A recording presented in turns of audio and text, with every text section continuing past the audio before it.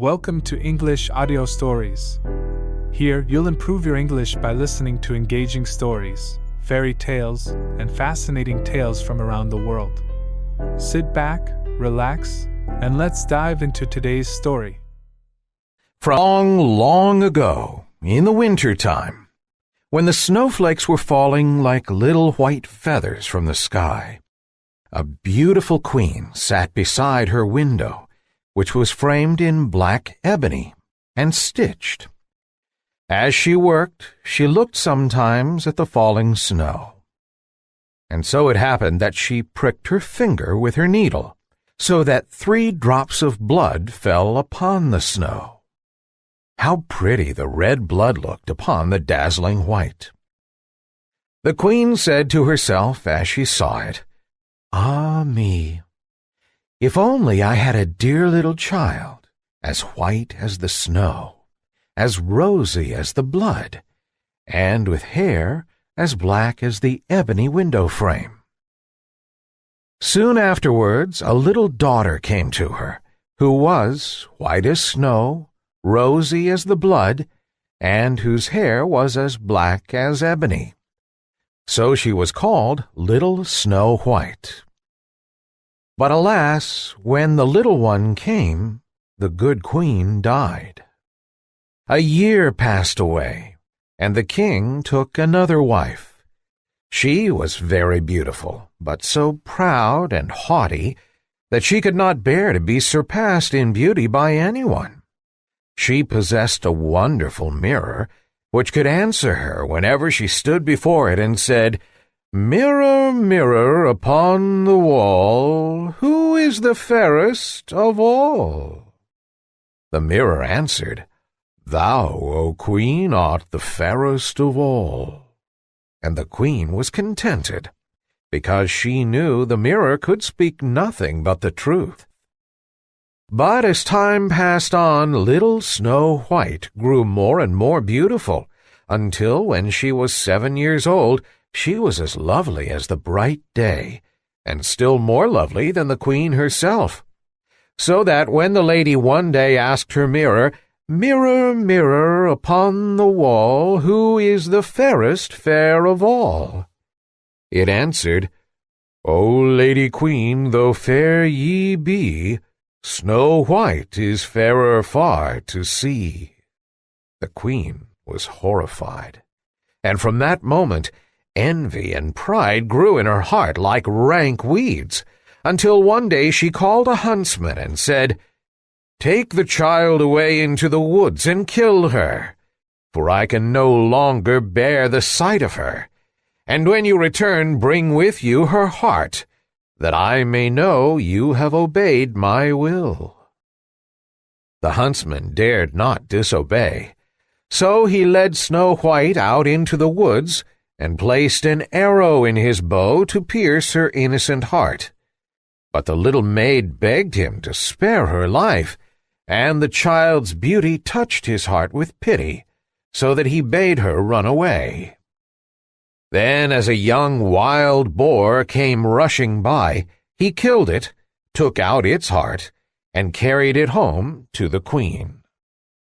Poor little Snow White was now all alone in the wild wood, and so frightened was she that she trembled at every leaf that rustled. So she began to run, and ran on and on, until she came to a little house, where she went in to rest. In the little house, everything she saw was tiny, but more dainty and clean than words can tell. Upon a white-covered table stood 7 little plates, and upon each plate lay a little spoon, besides which there were 7 knives and forks, and 7 little goblets. Against the wall and side by side stood 7 little beds, covered with snow-white sheets. Snow White was so hungry and thirsty that she took a little food from each of the 7 plates, and drank a few drops of wine from each goblet, for she did not wish to take everything away from one. Then, because she was so tired, she crept into one bed after the other, seeking for rest. but one was too long, another too short, and so on, until she came to the 7th, which suited her exactly. So she said her prayers, and soon fell fast asleep. When night fell, the masters of the little house came home. They were 7 dwarfs, who worked with a pickaxe and spade, searching for copper and gold in the heart of the mountains. They lit their 7 candles, and then saw that someone had been to visit them. The first said, "Who's been sitting on my chair?" The second said, "Who's been eating from my plate?" The third said, "Who has taken a piece of my bread?" The fourth said, "Who has taken some of my vegetables?" The fifth said, "Who has been using my fork?" The sixth, "Who has been cutting with my knife?" The seventh, "Who has been drinking out of my goblet?" The first looked round and saw that his bed was rumpled. So he said, "Who has been getting into my bed?" Then the others looked round, and each one cried, "Someone has been on my bed too." But the 7th saw little Snow White lying asleep in his bed, and called the others to come and look at her, and they cried aloud with surprise, and fetched their 7 little candles, so that they might see her the better. And they were so pleased with her beauty that they let her sleep on all night. When the sun rose, Snow White awoke, and oh, how frightened she was when she saw the 7 little dwarfs. But they were very friendly, and asked what her name was. "My name is Snow White," she answered. "And how did you come to get into our house?" questioned the dwarfs. Then she told them how her cruel stepmother had intended her to be killed, but how the huntsman had spared her life, and she had run on until she reached the little house. And the dwarfs said, "If you will take care of our house, and cook for us, and make the beds, wash, mend, and knit, and keep everything neat and clean, then you may stay with us altogether, and you shall want for nothing." "With all my heart," answered Snow White. And so she stayed. She kept the house neat and clean for the dwarfs, who went off early in the morning to search for copper and gold in the mountains, and who expected their meal to be standing ready for them when they returned at night. All day long, Snow White was alone, and the good little dwarfs warned her to be careful to let no one into the house. "For," they said, "your stepmother will soon discover that you are living here." The queen, believing, of course, that Snow White was dead, and that therefore she was again the most beautiful lady in the land, went to her mirror and said, "Mirror, mirror, upon the wall, who is the fairest fair of all?" Then the mirror answered, "O Lady Queen, though fair ye be, Snow White is fairer far to see. Over the hills and far away she dwells with 7 dwarfs today." How angry she was, for she knew that the mirror spoke the truth, and that the huntsman must have deceived her. She thought and thought how she might kill Snow White, for she knew she would have neither rest nor peace until she really was the most beautiful lady in the land. At length, she decided what to do. She painted her face and dressed herself like an old peddler woman, so that no one could recognize her, and in this disguise she climbed the 7 mountains that lay between her and the dwarf's house, and knocked at their door and cried, "Good wares to sell very cheap today." Snow White peeped from the window and said, "Good day, good wife, and what are your wares?" "All sorts of pretty things, my dear," answered the woman. "Silk and laces of every color." And she held up a bright-colored one, made of plaited silks. "Surely I might let this honest old woman come in," thought Snow White, and unbolted the door and bought the pretty lace. "Dear, dear, what a figure you are, child," said the old woman. "Come, let me lace you properly for once." Snow White had no suspicious thoughts, so she placed herself in front of the old woman that she might fasten her dress with the new silk lace.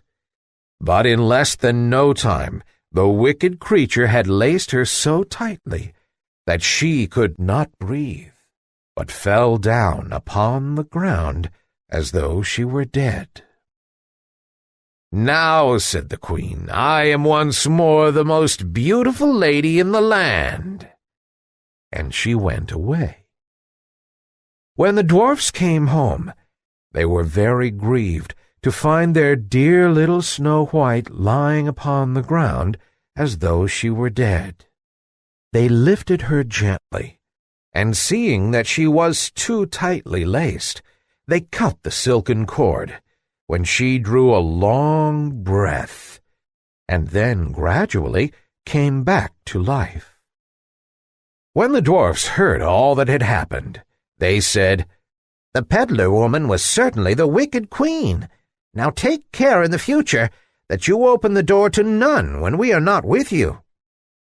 The wicked queen had no sooner reached home than she went to her mirror and said, "Mirror, mirror upon the wall, who is the fairest fair of all?"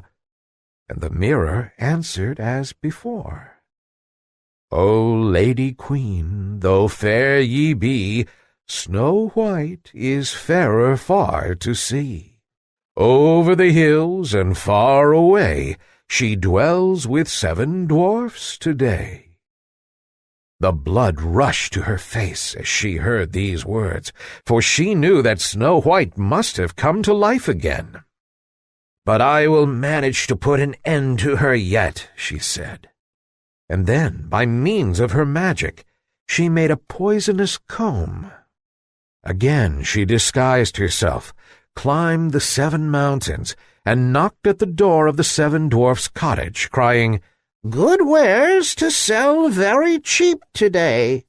Snow White looked out of the window and said, "Go away, good woman, for I dare not let you in."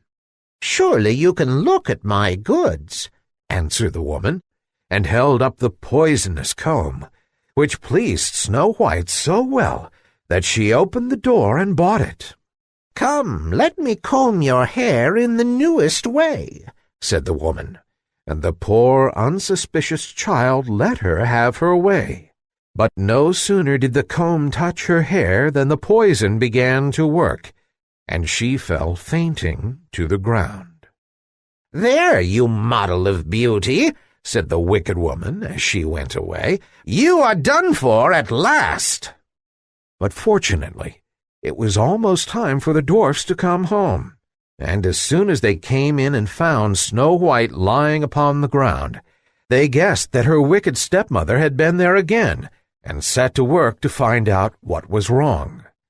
They soon saw the poisonous comb, and drew it out, and almost immediately Snow White began to recover, and told them what had happened. Once more they warned her to be on her guard, and to open the door to no one. When the queen reached home, she went straight to the mirror and said, "Mirror, mirror on the wall, who is the fairest fair of all?" And the mirror answered, "O Lady Queen, though fair ye be, Snow White is fairer far to see.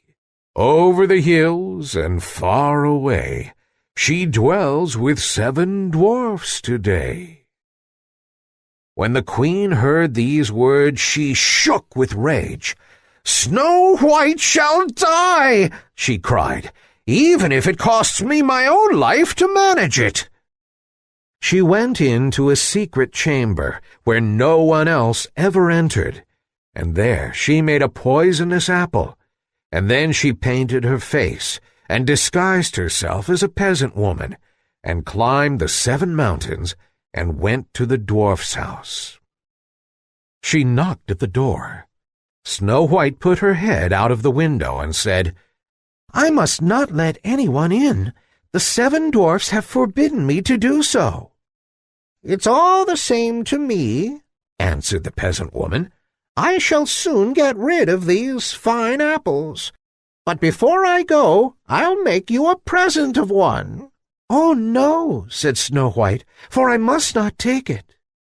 "Surely you are not afraid of poison," said the woman. "See, I will cut one in two. The rosy cheek you shall take, and the white cheek I will eat myself." Now the apple had been so cleverly made that only the rose-cheeked side contained the poison. Snow White longed for the delicious-looking fruit, and when she saw that the woman ate half of it, she thought there could be no danger, and stretched out her hand and took the other part. But no sooner had she tasted it than she fell down dead. The wicked queen laughed aloud with joy as she gazed at her. "White as snow, red as blood, black as ebony," she said. "This time the dwarfs cannot awaken you."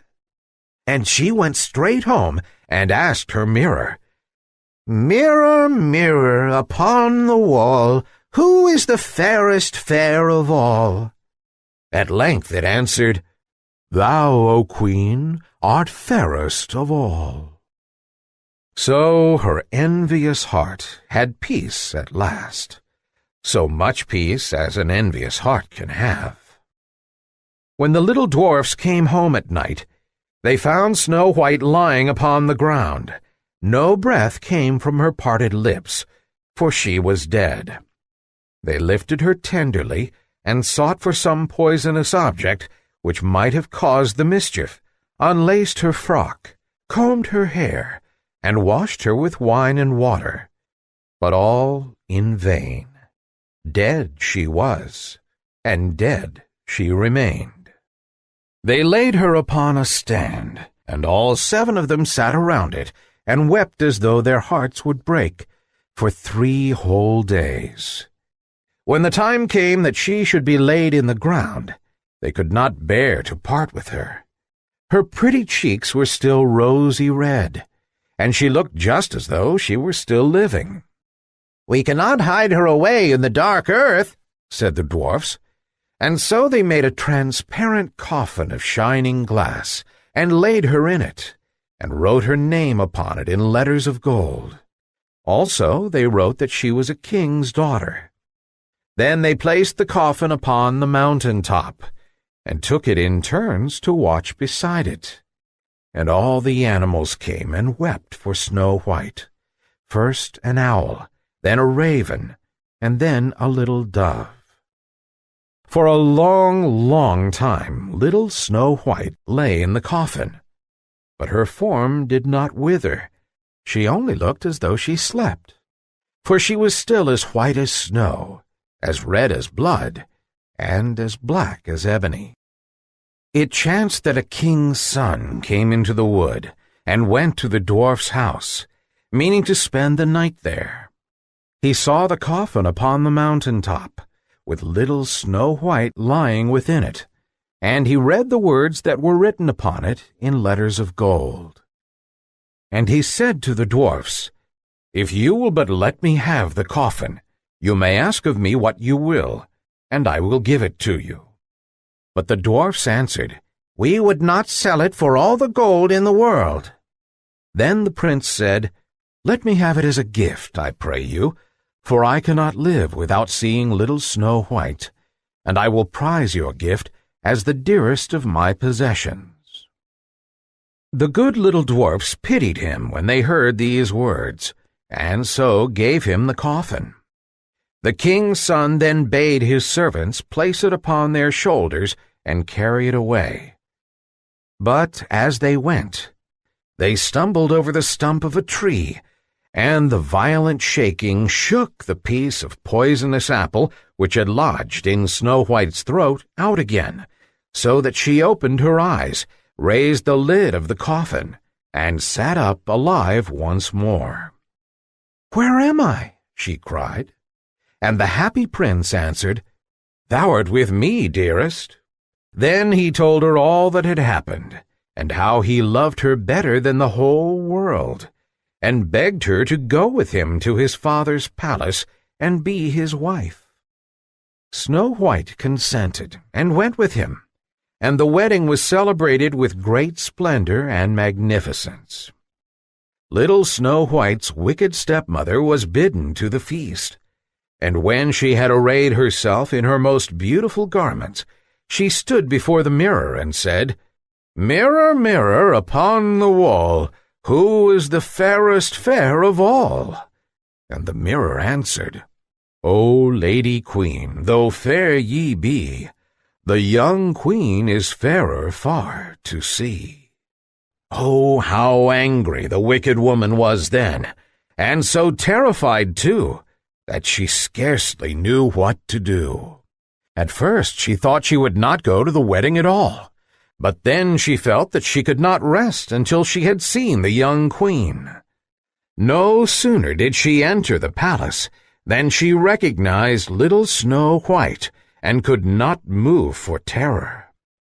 Then a pair of iron shoes was brought into the room and set before her, and these she was forced to put on and to dance in them until she could dance no longer, but fell down dead, and that was the end of her.